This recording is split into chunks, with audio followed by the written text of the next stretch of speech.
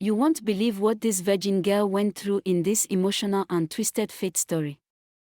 Tucked between the bustle of Oja street hawkers and the honking of Danfo buses, lived a 25-year-old girl named Ayanf Adebayo. She was average-looking to many, but to those who truly looked, there was a soft beauty that radiated from within her. Her chocolate skin always glowed with raw humility, and her almond-shaped eyes held years of silent battles. Ayanf stood 5 feet 6 inches, with a slim thick figure and a humble aura. Life hasn't been good to her. Her father died when she was 16, leaving her and her mother to face life storms. Her mother eventually passed away 2 years later after a long battle with diabetes. Since then, Ayanf had been alone in her little one-bedroom flat in Oja, surviving by sheer will and faith. Despite all odds, she held one thing sacred: her virginity.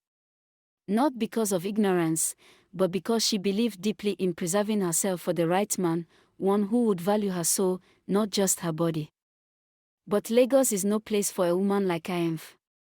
Every job she got came with a hidden price, men in power who wanted her in bed before they offered her a chance. She worked in a boutique once, where the manager, Mr. Kolopo, offered to double her pay if she cooperated. When she refused, he accused her of stealing and fired her. She worked as a receptionist in a small law firm on the island, and the lawyer boss, Barrister Tonji, often invited her into his office with the blinds drawn. She declined his advances gently, but firmly. Within 2 weeks, she was told they were downsizing, but she knew the truth. Many nights, Ayanf would cry herself to sleep on her thin mattress in the heat of her modest apartment, hugging the only framed photo she had of her late mother. There were times her landlord would knock aggressively, demanding rent, while she hid inside, praying he'd walk away. Then, just when she was about to give up, she got a job offer. It was a customer care representative role at a growing tech company on Admiralty Way, Lekki. The salary wasn't much. It was 170,000 Nigerian nairas, but it came with HMO, pension, and a 13th month salary. More importantly, it came with peace. Her boss, Mr. Ton Aliwola, was a 32-year-old tech entrepreneur. Rich, soft-spoken, with a calm, intelligent demeanor. Ayanf found it shocking that, unlike the others, he never looked at her like prey. He respected her, appreciated her work, and often encouraged her. But his wife, Mrs. Monike Aliwola, was a different matter. At 30, Monike was stunning but cold. She was strict, mean, and harsh to staff, especially female employees. Rumors whispered that she had been unable to conceive after 5 years of marriage, and many said it was karma for how wicked she was. Even her husband seemed distant around her, enduring more than enjoying the marriage. The couple had been trying to conceive, and eventually, the company doctor advised a medical procedure, preserving Ton's sperm to inject into his wife's body to help fertilization. Meanwhile, Ayanf fell ill. She had malaria and typhoid. As a staff, she went to the company's hospital. Her HMO covered it. The nurses took care of her kindly. The doctor ordered an injection to flush out the infection. She recovered quickly and resumed work, feeling grateful. A week later, Monike went for her fertility injection. She was hopeful for the first time in years. But the doctor looked confused as he examined the records. "Where is Mr. Aliwola's preserve sample?" he asked the nurse. Confusion turned to horror. It was missing. After hours of questioning and reviewing the files, the bitter truth emerged: Ayanf had mistakenly been injected with Ton's preserved sperm sample instead of her malaria treatment. The hospital was thrown into chaos. Monike screamed, insulted everyone, and threatened lawsuits. Ton was stunned, unable to speak. Ayanf was called in and told the truth.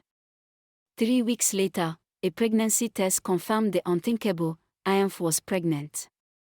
Monike went mad with rage. "You've planned this all along. You, this dirty girl from Oja. You want to steal my husband," she shouted, throwing things across the office one morning. But Ayanf had no such intentions.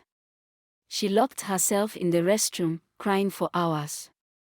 Yet Tond, her boss, handled the matter quietly. He didn't fire her. Instead, he ensured she got proper antenatal care, moved her from Oja to a safe, company-owned apartment in Lekki Phase 1, and even bought her groceries regularly. He began to check on her more often. Something changed in him. He smiled more, talked more. And one day, he told her, I didn't plan this either. But I thank God it happened. Ton got an anonymous message with screenshots and DNA results.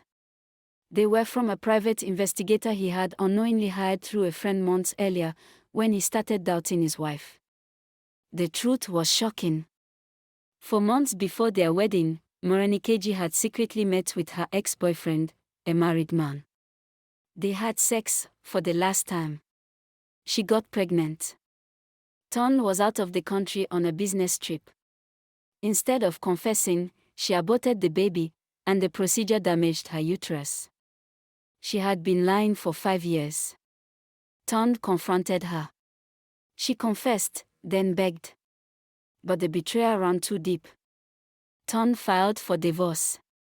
The company was in shock, but no one dared speak. IMF quietly went through her pregnancy, trying to stay out of the drama. In her 9th month, she gave birth to a healthy baby boy, Ayatomiwa. Ton was in tears. He held the baby like a gift from heaven. He proposed to IMF 3 months later, in their quiet living room, in front of their son. She said yes, with trembling hands and tears streaming down her face. IMF became Mrs. IMF Oliwola, wife to one of the richest tech CEOs in Lagos. They moved into a luxurious mansion in Lekki Phase 1, with marble floors, chandeliers, a private gym, and expensive cars. IMF's wardrobe was filled with designer bags, shoes, perfumes, everything she had once only seen on Instagram. But more importantly, she was loved. Ton treated her like gold. He built her a fashion business, and still came home every night to watch cartoons with their son and eat amla she made herself. Their love grew stronger each year. As for Monarchy, she left Lagos and disappeared from public view. Rumors said she was living with her cousin in Abeokuta. IMF moved from a small flat in Oja to a mansion in Lekki. From rejection to royalty. From weeping alone to raising a child in love. IMF's story proved that choosing dignity and hope over desperation always pays off, even if it takes time. Because when grace speaks, struggle ends.